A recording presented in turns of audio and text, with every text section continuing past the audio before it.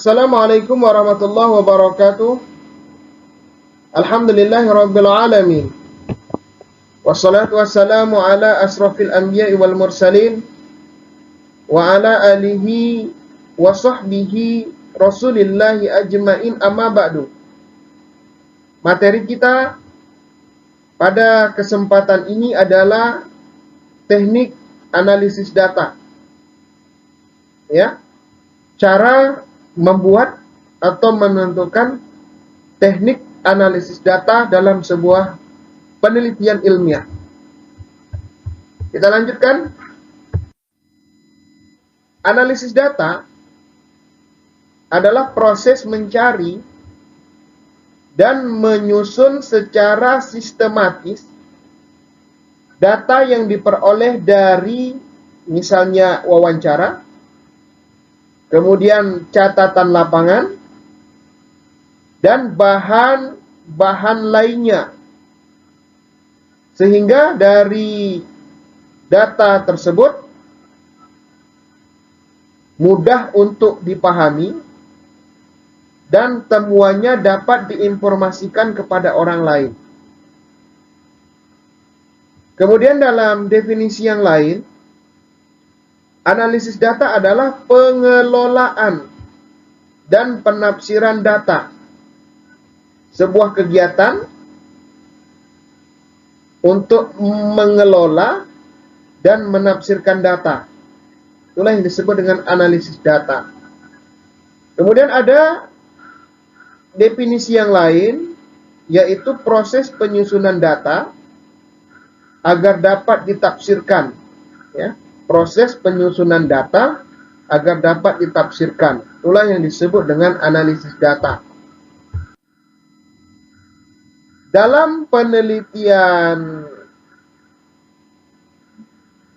kualitatif, ya, pada kesempatan ini kita fokus kepada penelitian kualitatif. Pada penelitian kualitatif ada bermacam-macam teknik dalam menganalisis sebuah data. Yang pertama ada namanya analisis konten, ya, analisis konten, yaitu menganalisis data-data dalam konteks tertentu berkaitan dengan individu, kelompok, atau atribut budaya seseorang. Biasanya data dalam penelitian ini didapat oleh pengamat, ya, dalam hal ini adalah peneliti yang merekam atau mentranskripsikan menjadi materi tekstual, ya, materi tekstual, materi yang tertulis, bisa berupa gambar atau suara yang sesuai untuk analisis yang akan dilakukan. Itulah yang disebut dengan analisis konten. Kemudian dalam penelitian kualitatif ada teknik menganalisis data. Teknik untuk menganalisis data yang bisa kita gunakan adalah analisis wacana. Analisis wacana ini bertujuan untuk menganalisis wacana-wacana atau komunikasi antar orang dalam suatu konteks sosial tertentu.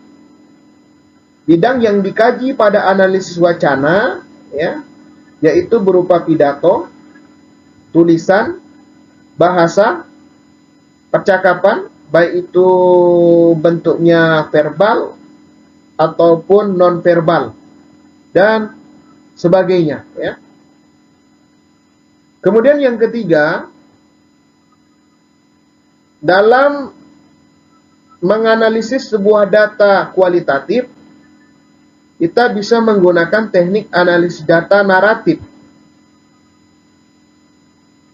Teknik analisis data naratif pada penelitian kualitatif bertujuan untuk menganalisis atau meneliti mengenai kumpulan deskripsi suatu peristiwa atau fenomena yang terjadi. Kemudian menyajikannya dengan bentuk narasi, ya, menyajikannya dalam bentuk narasi atau cerita. Contohnya analisis naratif mengenai